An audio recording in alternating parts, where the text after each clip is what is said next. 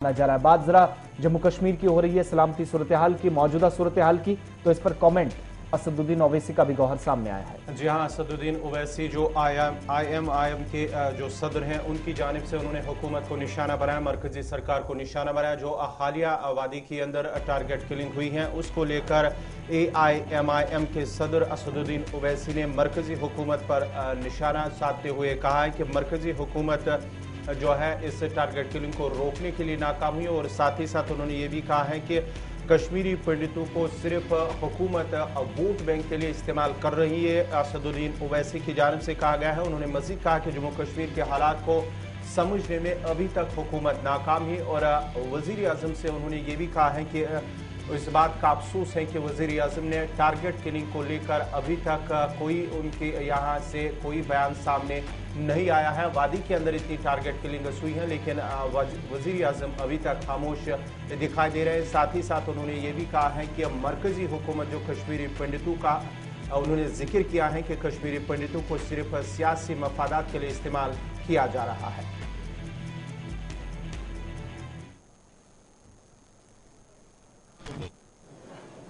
देश के प्रधानमंत्री का बयान नहीं आता कश्मीरी पंडितों को जो मारा जा रहा है। वो कश्मीरी पंडित, उनकी पिक्चर बनाकर प्रधानमंत्री ने प्रमोट कर दिया, मगर वो कश्मीरी पंडित पीट रहा है ना वहां पर, उसको गोली मार दी जा रही है। उनके इलाकों को रात में बंद कर दिया जाता है कि तुम वो निकलना चाहते, जम्मू जाना चाहते, आप रोक दे रहे हैं उनको। कश्मीरी पंडितों को सरकार उनको इलेक्टोरल इशू के तौर पर देखती है, उनको इंसान के तौर पर देखने की जरूरत है कश्मीरी पंडित को। और कश्मीर मुकम्मल नहीं है बगैर कश्मीरी पंडितों के। उनको वहां पर पूरा सिक्योरिटी मिलनी चाहिए। भाई ये आतंकवादी आकर अगर गोली मार रहे हैं तो सरकार उनको रोकने में नाकाम क्यों साबित हो रही है? ये इनकी नाकामी है। मैं मानता हूं कि पड़ोसी मुल्क से, पाकिस्तान से आतंकवादी आ रहे हैं, आप रोको ना उनको। कैसा कोई दिन दाड़े जाकर एक टीचर को मार देता है स्कूल में, बताइए आप। कैसा कोई दिन दाड़े जाकर एक बैंक के मैनेजर को गोली मार देता है। सरकार ने कहा था कि डिमोनेटाइजेशन, जब 500 की नोट गए तो रुक गया, आतंकवाद बंद हो गया। फिर आपने 370 निकाला तो आपने कहा खत्म हो गया आतंक। कहां खत्म हुआ? आप देखते नहीं ना, आप सिर्फ स्लोगन, हेडलाइन मैनेजमेंट करते हैं आप लोग, सिर्फ भाजपा वाले। हेडलाइन मैनेजमेंट से जमीन पे क्या हो रहा बताइए आप। आज कश्मीरी पंडित छोड़ के चले जा रहे जम्मू को, आप उनको रोकिए ना उनको। और कैसे रोकेंगे? जब आप उनको कॉन्फिडेंस दिलाएंगे, जब आप ये हत्याओं को रोकेंगे, जब आप उनको वहां सिक्योरिटी प्रोवाइड करेंगे, आप वहां के वैली के पॉलिटिशियन को कुछ ताकत देंगे बोलने के लिए, लीवर देंगे। आप कुछ नहीं करते। नहीं, इतने टूरिस्ट आ गए, इतने टूरिस्ट, अरे टूरिस्ट आ गए तो हत्या क्यों हो रही है? आप देखते हर बार भाषण में इतने टूरिस्ट है, अरे भाई टूरिस्ट है तो फिर वो हत्या क्यों हो रही है? अब वहां की मस्जिद को क्यों बंद करके रख दिए? वहां के पॉलिटिशियंस को आप बोलने की इजाजत क्यों नहीं देते? और फिर ऊपर से आपने जो डिलिमिटेशन कमीशन में जो विधानसभा की सीटों को तोड़कर बनाया आपने, वो भी एक तकलीफ का बाइस बन रहा है वहां। असदुद्दीन ओवैसी मौजूदा सूरत हाल पर बात कर रहे थे और कश्मीरी पंडितों को असल तरीके में सही हिकमत अमली के तहत या पॉलिसी के तहत सरकार तहफ्फुज देने में नाकाम रही है। साथ ही उन्होंने एक बार फिर से हदबंदी कमीशन की उस रिपोर्ट को भी हालात के लिए जिम्मेदार ठहराया कि नाराजगी लोगों में है, जिसकी वजह से इस तरह के वाकयात गुज़श्ता दिनों जो है वो रोनमा हुए। लेकिन साथ ही वो ये भी मानते हैं कि सिक्योरिटी तो आम शहरियों, लेकिन सियासतदानों को भी बोलने की इजाजत नहीं दी जा रही है। असदुद्दीन ओवैसी प्रेस कॉन्फ्रेंस के दौरान कश्मीर के हालात और जम्मू कश्मीर में मौजूदा सियासी सूरत हाल पर पूछे गए एक सवाल का जवाब दे रहे थे। लेकिन दूसरी तरफ हुकूमत का दावा है कि दफा 370 को हटाने का मकसद उन तमाम बैरियर्स को, उन तमाम दरवाजों को तोड़ना था जो रुकावट थे तामीर और तरक्की की राह में। और ये बयान उस वक्त सामने आया जब जम्मू कश्मीर के अंदर मरकजी वुज़रा के दौरों का आगाज हो चुका है।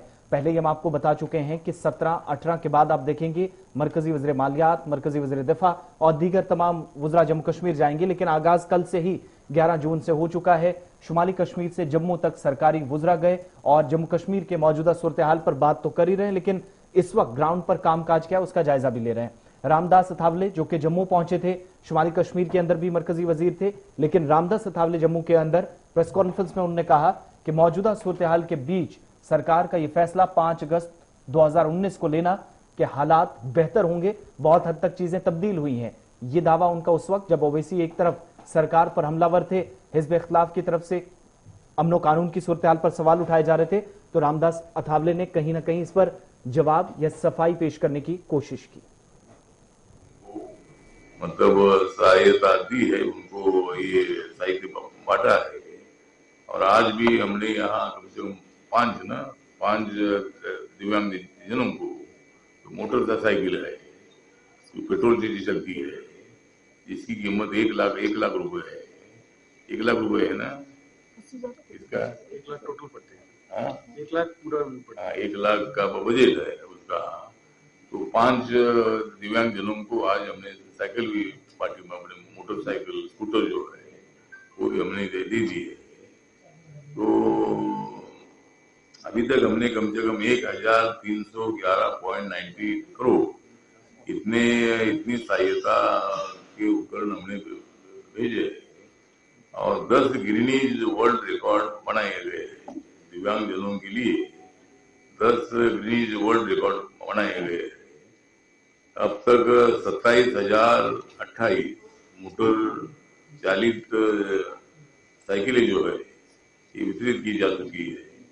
श्रवण बाधित बच्चों को सुनने और बोलने में सक्षम बनाने के लिए भारत सरकार द्वारा 2014 में कॉकलियर इम्प्लांट सर्जरी शुरू की गई थी। 2014-15 से देश भर में पैनलबद्ध 219 अस्पतालों द्वारा 3,965 सर्जरी की गई है। तो इस तरह मतलब अलग अलग जो काम है ये काम मतलब हमने किए है। तो इसी तरह मतलब सभी योजनाएं जो है हमारी कोशिश है कि जम्मू कश्मीर में ज्यादा से ज्यादा विकास हो। जम्मू कश्मीर में तरक्की याफ्ता जम्मू कश्मीर हमारी तरजीहात में शामिल है। ये रामदास अठावले कह रहे थे और दफा 370 के बाद तनसीख के बाद जम्मू कश्मीर के अंदर एक नया दौर तामीर और तरक्की का शुरू हुआ। ये रामदास अठावले बात कर रहे थे। मरकजी वज़रा जम्मू कश्मीर के अंदर है। आज भी दौरे का दूसरा दिन है। आज मजीद वज़रा की एक फहरिस्त तैयार है जो जम्मू कश्मीर अब जाएंगे अगले 1 हफ्ते के दौरान। कामकाज का जायजा और इस बीच अवामी नुमाइंदों से मुख्तलिफ हिस्सों में मुलाकात भी डिस्ट्रिक्ट हेडक्वार्टर्स पर, ब्लॉक्स पर, तहसील्स पर होगी।